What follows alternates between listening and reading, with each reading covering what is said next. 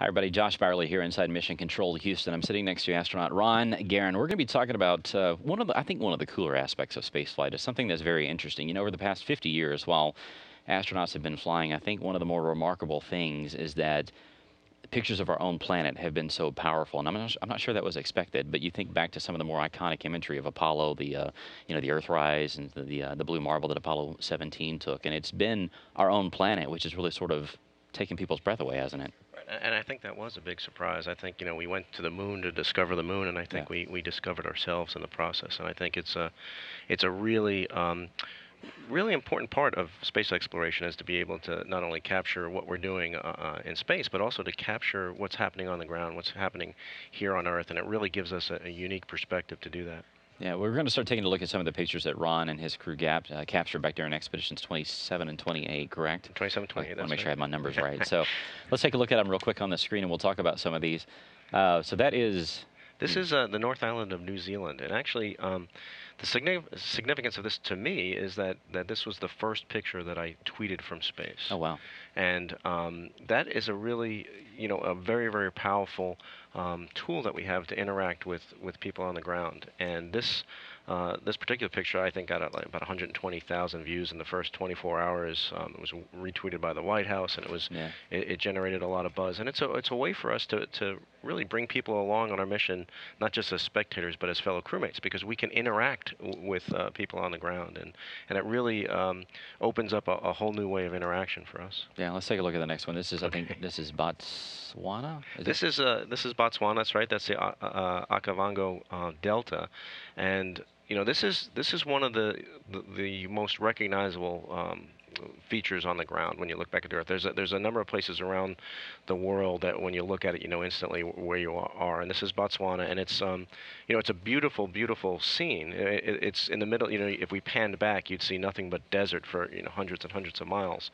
And so this is a gigantic oasis. That skinny part on the left is about 6 miles wide. Wow. The whole thing is about 100 miles long, and it contains incredible biodiversity. This is a perfect example that water is life, and this water right here in the middle of the otherwise desert is home to an enormous amount of species of animals, and it really is striking from space. And to me, from space, it looks like this giant paintbrush on the ground. So it's such a contrast between everything that was around it. It looks like nothing, exactly. And then there's this life and everything in the middle. Let's talk about something that you guys call Earth Glow, right? And Yeah. next picture, I think, is Australia that we've got on here.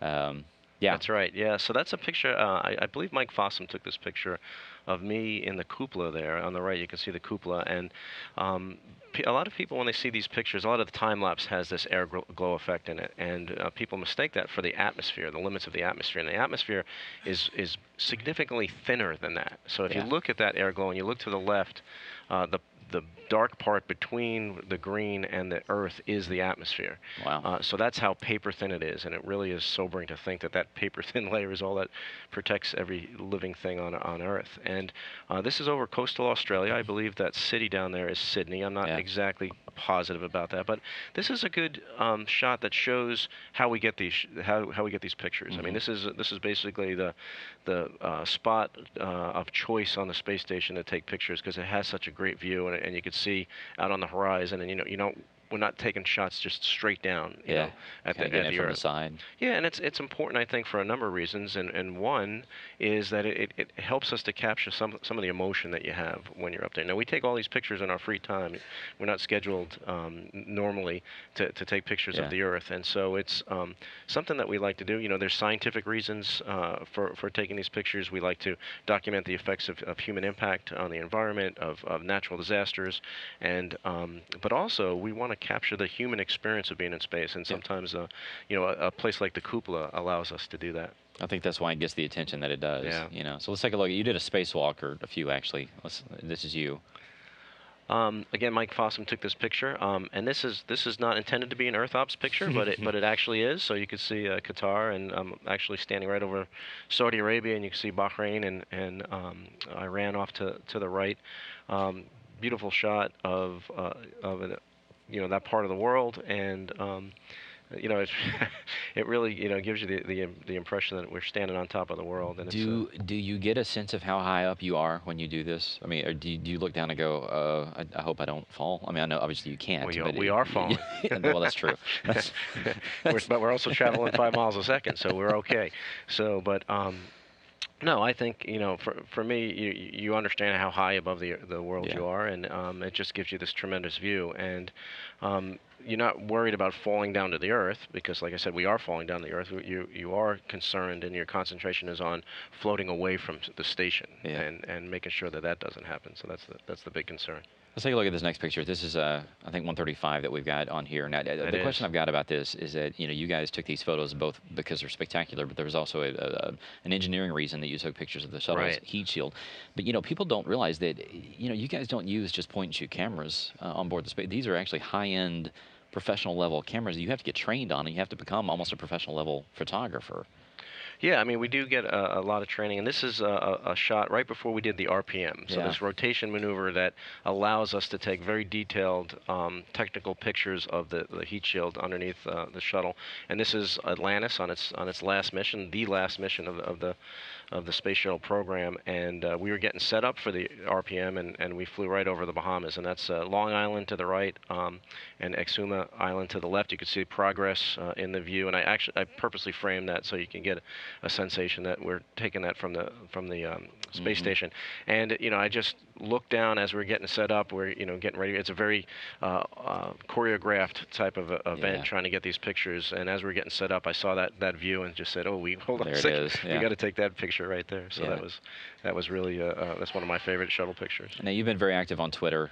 You tweet out quite a bit of pictures while you were up there. Let's take a look at some of these. I think these are some fires over South Africa, if I'm not mistaken. Actually, the whole, not just South Africa, the whole southern continent of Africa. And this is these are, I don't believe these are wildfires. These are, I think, just periodic seasonal crop burning. But what really struck me of this picture was that the smoke engulfed the entire atmosphere, all the way up to the limits of space. And this is not you know, only in Africa. I mean, all around the world you see this at different seasons. You'll see the crops starting to be burned, and it really has a tremendous effect. It basically, like I said, fills up the entire atmosphere. And in this case, you know, a whole part of a very large continent was completely engulfed in smoke, as far as you could see. And you only get that perspective whenever you get actually off the planet and take a look down below and see exactly how these things that are, you know, affecting a continent at that point, you know. So, all right, hurricanes are always popular. I think we've got a shot of Hurricane Irene, if I'm not, there it is. Yeah, this is Hurricane Irene. We took this picture. You can see Cuba there in the foreground, and you know, hurricanes are scary even from space. And this is right before it made landfall. I think it was about 120-mile-an-hour winds. It was a Cat 3 hurricane at the time. It went up the whole east coast of the U.S., and I've got a whole series of these pictures as it was coming, making landfall. I made several landfalls, actually. And what's interesting about this is you could see the calm before the storm. I mean, I have a picture of New York right before it got there. And you could, you know, you could see it's a crystal clear day in New York City.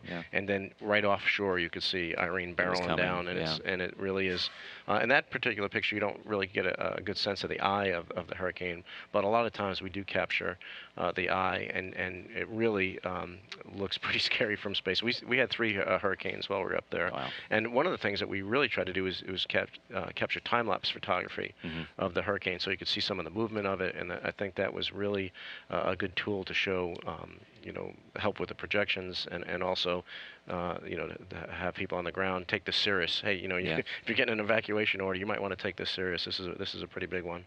Well, and you know, one thing about the hurricane pictures, you know, we've got satellites to take pictures of these. I think there's something that captures people's attention whenever a human takes the picture. It's a little bit different because it's like they're experiencing it with you, you know, from your vantage point. Right, exactly. And it's interesting, you know, you feel, at the same time you feel detached when you're living for months and months in space, but at the same time you feel more connected because we could, you know, watch on the news, you know, we do get the news up there, watch about a wildfire or a hurricane or some type of conflict around the world and go, oh, we're going to fly over that in 5 minutes. Let's go take a look. And so you feel more connected because you can see it with your own eyes, even though you're in this disconnected world of the International Space Station. Yeah, well, let's take a look at our home state. We've got one from Texas. I think these are some fires burning Yeah, here. we've got a lot of wildfires burning now, right as we speak, around the world and certainly in our own country. And this was during a period of where in Texas we had a lot of wildfires and did a tremendous amount of damage. And again, natural disasters from space, since you get to see such a wide, area and see the effect of those areas, the wide part of the view there. It really is very impressive and very concerning. Which part of Texas is this that we're looking at? So this is East Texas actually. It's not far from Shreveport, I believe. So I'm actually not even convinced that's one of the wildfire pictures, but It be a random fire. I think it is a random fire, but it's on the same day that there was some significant fires, I think, in the Bastrop area of Texas. Well, I'm from East Texas. We tend to build big fires in East Texas, part of the world. All right, last picture. Let's take a look at Libya real quick. This is striking to me just because of the color. It is striking for the color and the beauty, but what you don't realize out of this picture is this is the day that Tripoli fell. Wow. And so this is an example of one of those times where you're watching the news. Yeah. Usually we'd watch the news during lunch as we're eating our lunch and realize that Tripoli just fell, and hey, we're going to fly over that in a few minutes. Let's take some pictures. And you can see, it looks very beautiful and peaceful and tranquil. Yeah. And you don't realize what's raging below in that picture. It's really quite a contradiction, a sobering contradiction. The question I've got is the colors that you see here. I mean, do these cameras actually capture what you're seeing with your own eye? I think they do. I think they do. There's parts of the world that are just very, very unique in the colors that you see. The Bahamas, jump out, almost like this neon glowing jewel out in the middle of the ocean. The Himalayas are the same way, and so it really, really is striking the difference in colors and watching the colors change too. They change as you're watching them, but there's also seasonal changes as well. And we could watch that line of the colors of the leaves changing. Go from south to north or north to south, depending on which hemisphere you're in, and just watch that happen over the weeks and months is really, really interesting to see. It almost gives you the sense that we have this living, breathing organism that we live on. We tend to stay very green or brown here in Houston. We That's don't really right. we don't really get the fall leaves, anything down here. So, well, tell everybody what your Twitter account is so they can follow you. Oh, it's at Astro_Ron. At Astro_Ron. So follow along with Ron. He's always tweeting out some interesting photos and observations on thanks everything for the plug. going on. Yeah, that's what we're here for. Okay. Ron Garan, astronaut here. Of course, if you'd like to take a look at all these photos that you saw, follow Ron on Twitter, or you can log on to the NASA website at www.nasa.gov/station. There's literally hundreds of thousands of photos out there, so you can even find your hometown on there if you look very carefully. So thanks again, Ron. We'll see you later. Thanks, Josh. Appreciate it.